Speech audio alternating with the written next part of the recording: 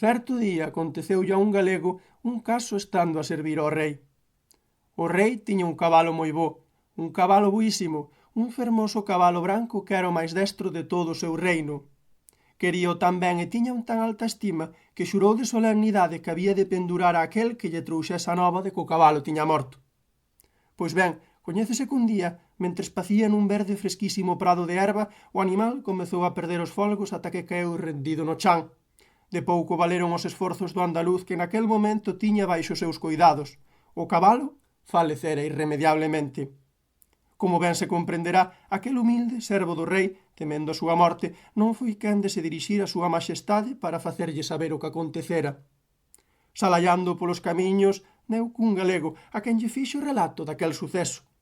Foi entón co galego lle dixo: «Non te apures, meu amigo, non te apures, deste atranco hei te sacareu. Deixa que lle dee eu a noticia ao rei». Deste xeito quedou o andaluz máis tranquilo, mentres que o galego se dirixiu onde o monarca.